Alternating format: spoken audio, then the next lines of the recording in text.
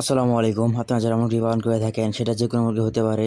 সেটা হোক লেয়ার মুরগি অথবা দেশি মুরগি অথবা ফার্মি মুরগি অথবা টাইগার মুরগি। তো সেই সকল মুরগির যে পর্দা কীভাবে মেনটেন করবেন, আপনারা জানেন এখন কিছু কিছু জায়গায় এখনই রোদ এখনই বৃষ্টি। তো এভাবে আপনারা কীভাবে পর্দা মেনটেন করবেন সেটাই জানাবো আজকে ভিডিওতে। আপনারা দেখতে পাচ্ছেন আমাদের খামারে এখন ওপাশে রোদ, কিন্তু কিছুক্ষণ আগে বৃষ্টি হয়ে গেল। তো আমরা এই রোদের মধ্যে মুরগিকে রোদ থেকে বাঁচানোর জন্য অথবা বৃষ্টি থেকে বাঁচানোর জন্য আমরা পর্দা ব্যবহার করে থাকি। তো আপনারা দেখতে পাচ্ছেন আমাদের এখানে একটা লাঠি দিয়ে পর্দা একটু ভাগ করে রেখেছি। উপরের দিকে খেয়াল করে দেখতে পাবেন, উপরে দিয়ে বাতাস যাবে আর নিচ দিয়ে বাতাস বের হয়ে যাবে। তো এর ফলে যেই গ্যাসটা জমবে, সেই গ্যাসটা আর মুরগির কোনো ক্ষতি করবে না। তো আপনারা যদি পর্দা নামিয়ে থাকেন, তাহলে ঠিক এভাবে লাঠি দিয়ে ফাঁক করে রাখবেন, তাহলে মুরগির আর কোনো অসুবিধা হবে না। অথবা মুরগির গায়ে বৃষ্টি হলে বৃষ্টির পানিটা মুরগির গায়ে এসে পড়বে না।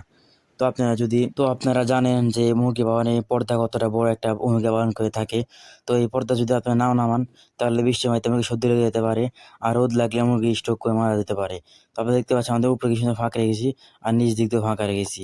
আপনার যদি এখানে যদি জোরে বাতাস হয়, তাহলে আপনাদের পর্দা পুরোটা ছেড়ে দিবেন।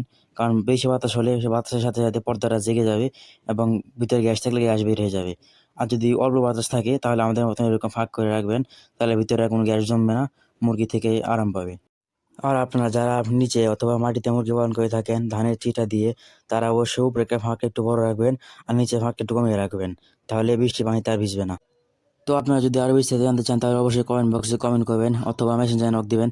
আমরা ইনশাআল্লাহ আমাদের পক্ষ থেকে উত্তম মতামত দেওয়ার চেষ্টা করবো আপনাদেরকে। তো আজকের মতো এই পর্যন্তই। আসসালামু আলাইকুম।